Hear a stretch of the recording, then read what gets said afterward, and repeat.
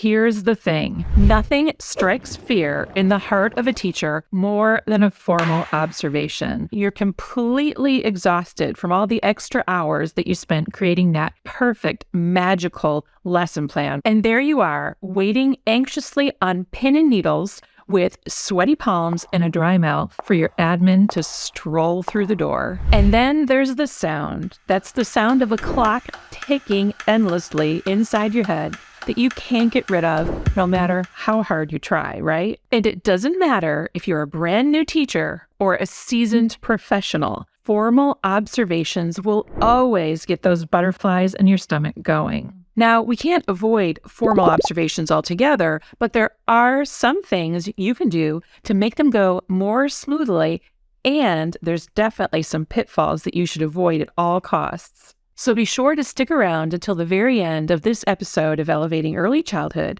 so you can stress less and have more confidence during your formal observation. So here's an example from when I was a student teacher. Picture this, if you will. The year was 1990-something, and I was doing my student teaching, and I had found what I thought was the perfect lesson to present during an observation, which would be conducted by my student teaching supervisor. And so I had this lesson that was all about healthy eating, and it seemed to tick the boxes for what I knew the observer would be looking for. So here are some of the critical mistakes that I made that just completely ruined my lesson. And so here they are so you can avoid them. My first mistake was I didn't take into consideration the ages of the students that I was going to be sitting in front of delivering this lesson to. And that was children who were ages 5 to 6 in kindergarten. I just chose what the lesson that I thought was the best lesson, because there is no such thing, of course, I now know that. But I was focusing on what I thought the lesson should entail based on what I knew my observer would be looking for. So I was just ticking the boxes, right? I didn't really go deeply enough. Another thing that I did wrong was I didn't consider the background knowledge of my students. So here I was doing this fabulous lesson that looked great on paper, all about how we should be eating apples and broccoli and all this good stuff and avoiding the Doritos and the soda, right? But I forgot completely that my students lived in what we now know as a food desert. And so I was in an urban setting, and some of my kids didn't have a lot of experience with these kinds of foods. So I really needed to back things up and do like a unit on vegetables and fruits and things like that. But they kind of looked at me blankly when I said to eat an apple, and they're like, "What? Is this lady crazy?" Something else that I completely neglected to consider was my students' attention spans. I know, right? Imagine that. That's a critical mistake. So I didn't realize how long the lesson would have to be in order to make sure that every student had a chance to participate. I knew that my observer was looking for that. I had 25 kids in the class, right? And I was going to be doing a graphing activity where we were supposed to graph healthy and not healthy foods. And each student was going to come up and place a photo in the column on the chart that I made. And having 25 kids come up and do that was a big ask. So you can imagine by the time the first student had done theirs, so the time the last student did theirs, came up and put it in the chart, was much, much, much too long for the entire class to be seated and remain engaged. So that was a complete flop. I'm sure you already guessed how this observation turned out. My perfect lesson turned into the perfect nightmare. But that's what student teaching is all about, really. It's about getting constructive feedback about what we're doing while we're in the trenches, quote unquote, right? Now, I may have learned my lesson the hard way, but I'm sure glad I did. Fast forward to my first year teaching public pre-kindergarten. Some of the very best advice that I received from my mentors that first year in public pre-K was to never do anything differently during your formal observation than you would do on any other normal day in your classroom. And that goes for those third-party observations too. Those kinds that are done by those companies that have 5 letters in their name, those acronyms. So here are the pitfalls to avoid when it comes to preparing for your formal observation. And the number one thing is never spend extra time, effort, or anything extra special on finding that perfect lesson, because perfect lessons for formal observations don't exist, right? You're just going to spend a lot of time looking for, it's like a treasure hunt, and nobody knows where the treasure is buried because there is no treasure, okay?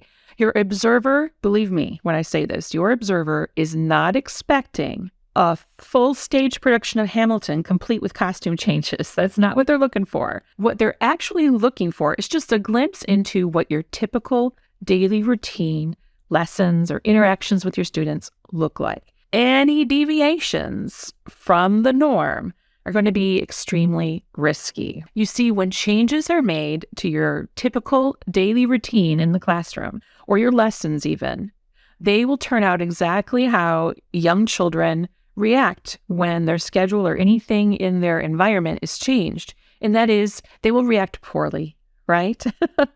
They will shout things out like, hey, we've never done this before, or why is so-and-so here to watch us? Or they will just act completely off the wall. So never deviate from what you normally do. If you have a schedule, stick to it, right? So do this instead. You're going to focus on routines and procedures, right? You're going to make sure that your kids have the routines and the procedures of your classroom down pat before that formal observation. Now, I know a lot of you out there are like, wait a minute, I get observed really early in the year. We're going to address that a little later in the episode, so keep watching. The other thing is to focus on student engagement, right? One of the things Dr. Jean has always said is the teacher brings the magic. And this is where you can put your own special spin on things, because you're going to be doing finger plays or songs or something to increase the engagement, because you want the children to look engaged in the lesson, right? So you're going to do all those things. And some ideas for increasing engagement and circle time can be found in my 7 circle time mistakes free download, which I will put a link in the show notes below if you are watching along. And if you're listening along, go to prekpages.com and type in 7 circle time mistakes there in the search box so you can grab your free copy as well. Because your admin won't just be assessing you and your abilities, they're going to be looking at your classroom management skills too, right? That's why procedures and routines are key at this time. The next thing you're going to want to do is, now this is part of procedures and routines, but I want to highlight it, is your transitions. Make sure they're really tight, they go smoothly, and you're going to be using your picture schedule during your formal observation, because you're going to remind your students up front before you begin your lesson, and if indeed it's whole group, that what comes next, right? Because usually, in my experience, now it could be different in different places, but they will stay for an entire lesson and then the beginning of whatever comes next so they can see the kids transition. So you're going to want to make sure that your kids know exactly what's coming next and how to get there, right? What's the next step in this process? So you're going to review the classroom rules too before you start your lesson, so that your administrator knows that A, you have them, and B, your kids know them, because a lot of times, depending on what time of the year it is, they will be able to tell them back to you. So what is an example of a successful lesson that you can use for a formal observation? Now, what I can tell you is that one of the things that worked for me, and one of the things that does work for our Trailblazer mentorship students, are the fairy tale or the nursery rhyme activities from the Trailblazer curriculum. And these are successful for formal observations because you're going to be focusing on one story or rhyme for the entire week. You're going to have every center of your classroom completely infused with this. Take the Three Little Pigs, for example, with this fairy tale, right? So in my block center, I've got STEM materials so the students can build the Three Little Pigs houses if we're doing the Three Little Pigs fairy tale. I've got things in my sensory bin. I've got science that we can do. I've got everything. And our lessons include the entire weekly outline for you, right? So there's a grid with every center in your classroom. It has your small group activities, and it has your supplemental materials. It has everything from dramatic play to art center to, like I said, science, small group literacy, small group math, even a snack. You name it, it's got it in there. Each activity or center has a picture that you can also reference, because I know a lot of you like to see pictures, or that you learn better with pictures. So there's pictures for every single activity with step-by-step directions, and also the accessories. So when you do a fairy tale for an entire week, you're reading a different version of the story for 5 days. Now, if you need stories or, different titles, those are in my Three Little Pigs book list. So we'll link those in the show notes as well, or you can just type Three Little Pigs inside the search box at Pre-K Pages, and all the relevant posts for that should pop up. And there you'll find the Three Little Pigs book list. So you're reading these different versions, and on the last day, that's always the day I hope the administrator comes.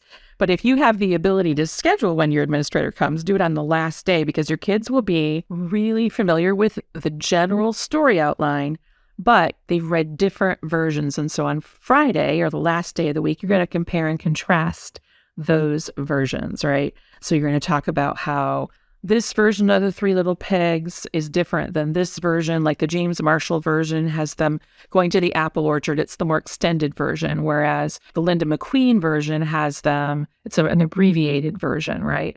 And some of them have him burning his tail in the pot and running away. Others do not. And there's different versions of the story, but your students can review with you the characters, the setting, the plot, all these things that you don't normally think of as preschoolers being able to do, they can do when you've been studying this story for a week. And so it always ends up being a great lesson that my kids are super engaged in, and that the Trailblazer members have also attested to, that their children are really engaged in these. It fits with their routine, because it's almost like you've been practicing for 5 days in a row. And then the next time that you do a fairy tale for a week, which is what I prefer to do, they will also have that frame of reference already. They will have experienced that same thing. I always love it the second time I do one of these fairy tale units, because they'll say, hey, this is just like the Goldilocks one, or whatever you just did previously, right? And they get into that. They're like, oh, are we going to do that on Friday where we tell our favorite one? And they'll be shouting out during the lessons, during this subsequent fairy tales that we do. Oh, I can't wait to choose my favorite one. This is going to be my favorite one. So those are always really successful. I'm sure there's plenty of others out there, but this to me just seems like a real easy no-brainer that always gets good results. And now I want to turn my attention to some of the things that might be out of our control during formal observations that we really don't like, want to avoid at all costs, but can't change. Okay, so the first one is getting your observation, like I said before, too early in the school year. Now, administrators, if you're listening or watching, I want you to remember this. If you're indeed like in a K-5 campus, starting with pre-K, because it seems like the easiest ones to get off your list, is never a good idea. I know that's probably not what some of them want to hear, but if you're on a K-5 or pre-K-5 campus, and you have a lot of teachers to observe, right? Like my school, when I left, was 900 kids. So you've got a lot of teachers you have to observe throughout the year. Usually there's a principal and an assistant principal, and they split the duties evenly between them. But still, that's a lot of teachers that you have to observe. And so they say, okay, in a very linear fashion, I'm going to start with pre-K and go to fifth. And they'll start like the second week of school or whenever, and your kids are just still wandering around crying for mommy and having to go potty all the time. That's not fair to anybody. It's going to give poor results, really. So I hope that administrators will hear this and will acknowledge the fact that we shouldn't start first with pre-K. Maybe start with another grade that where kids have had some prior experience with school, because pre-K is a completely different animal, right, than first through fifth grade, right? By first grade, they've all been to kindergarten, usually. Most states are mandatory these days, just a couple outliers out there. So most kids have been to kindergarten, right? Not all kids have been to pre-K. The other thing is putting off pre-K till the end of the year. And that's the administrator that likes to say, I'm going to save the easiest for last. I'm just going to go in there last day of school, just knock them all out. That's not fair. That's not fair to anybody, because the end of the year, kids in pre-K start getting really wild, right? Because they sense the end is coming. There's this uncertainty about what's going to happen next year. They've never had the experience of this closure before. There's a lot of stress on teachers at the end of the year that principals, I don't think, always realize extends down to pre-K as well. We have a lot of things we have to do. We have, if you're in a public school, report cards, and if you're in a Title I school, there's a lot of extra paperwork. If you're working with second language learners, there's a lot of paperwork. There's endless number of ARDs that are happening, because at the end of pre-K is usually when we see kids that you've referred starting to have their first ARD, getting ready for kinder. So many things. We've got our end of the year celebration. We've got to turn in our assessment data. I mean, so many things that I think that doing anyone's observation on the last day of school is really unfair. So administrators, if you're listening, let me know if you need help with time management skills. I'm here for you, okay? And last but not least, there's one thing that observers can do that's really, really rude, in my opinion. And I'm sure every classroom teacher out there will shout amen as I say these words, right? Having your observation the day of a holiday, or like I'm talking about Valentine's Day or someday when you have a classroom party, or the day after, is really, really unfair. Now, someone called 911. I want to report a truth bomb. In my own experience, our school district had a clause that said you couldn't evaluate teachers the day after a holiday, meaning if you'd been gone for winter break, that first day back, there were no evaluations that would be scheduled. I loved that. I don't know if it still exists today, but I loved that because it was fair, right? Kids, when they come back from break, especially in pre-K, you have to reteach a lot of procedures and routines. So it's really unfair and just downright rude, I think, to do it the first day after a holiday break or the day of a classroom party like Valentine's Day. That's just ridiculous, in my opinion. And it just puts everyone in an awkward position. And you can't imagine the kind of stress that teachers have during these types of events, because you've got so many moving parts and pieces and things that are out of the norm.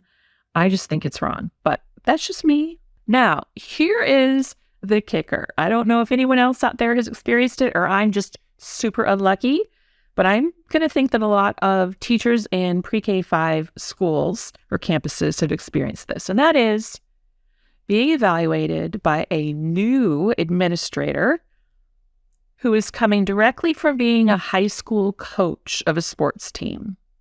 Yes, this has happened to me twice in my career, and it is really, really nerve-wracking. So let me tell you about the first time this happened to me. I was teaching on a campus that was new to me, but I was not new to the district. And they had just hired a brand new assistant principal who was coming directly from high school after having been a coach. So this was her first experience being an administrator.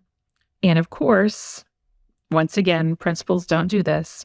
Assign your brand new administrator to pre-K because pre-K, quote unquote, doesn't count, right?